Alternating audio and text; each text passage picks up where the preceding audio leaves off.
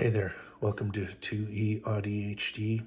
I'm Joel, and this is where I talk about how I am navigating my life shaped by constraints and hope. Um,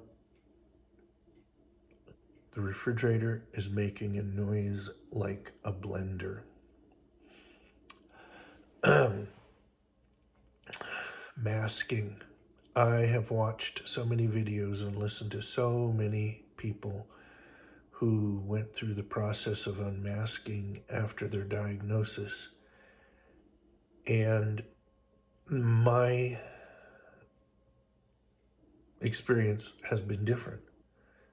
And I'm curious about that. But then I'm used to being different. I'm just not used to being different from other autistic people. Once I discovered I'm autistic, then I realized who my tribe was. And yep, I'm like them. I'm just not like neurotypical people. But here, I'm different from other autistic people too. Um, I have unmasked some when I realized that I had been carrying all the weight of clear communication with neurotypical people.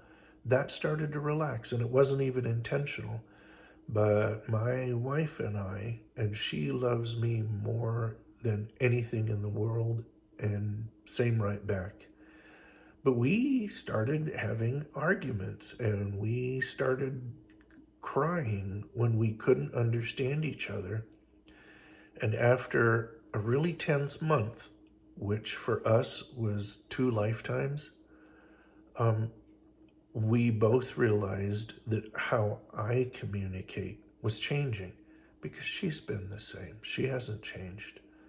And she's known me for over half a century, so she has known all along how I communicate. But that has always been Joel masked. I've always been direct, not blunt, because I don't believe in bluntness. I really value good manners. But I've always spoken my mind and told the truth, and I don't do small talk, and I don't do politically correct white lies. And she knows all that. But something was different. And a lot of it was that I was no longer willing to do the mental gymnastics to understand what I was supposed to infer from certain neurotypical ways of speaking. And we have been working through that, and things are so much better. And she's off visiting her best friend up in the mountains. Yesterday and today, it's after midnight. So yesterday and today, and she'll get home at noon tomorrow. And I miss her so much. But even though things are better, it has all changed. She has learned better ways to speak to me so that I don't have to translate what she's saying into autistic. I can understand it without extra effort, which I have always done the translation automatically, but I notice I'm more relaxed in our conversations because it's not such hard work. And she has learned that when I ask, did you put this on the table? She does not need to guess what I mean by that. Am I upset? Is that the wrong place? Was that the wrong thing? When I ask, did you put that on the table? What I want to know is, was she the one who put that thing on the table? And then if there's more information needed, I will ask. But sometimes I ask questions because I just need the comfort of the confirmation of an answer. So we're leaving at 10:30? Yes, we're leaving at 10:30. Okay, so we're leaving at 10:30. And that is one place where things have changed. But so many other ways, I'm still the same. And that's fine, except that any place that I'm masking, I'm stealing mental energy from myself.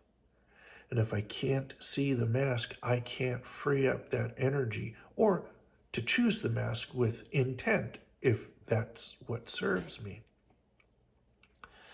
And one possibility connects with the fact that our daughter has never had to unmask because she has never had to mask.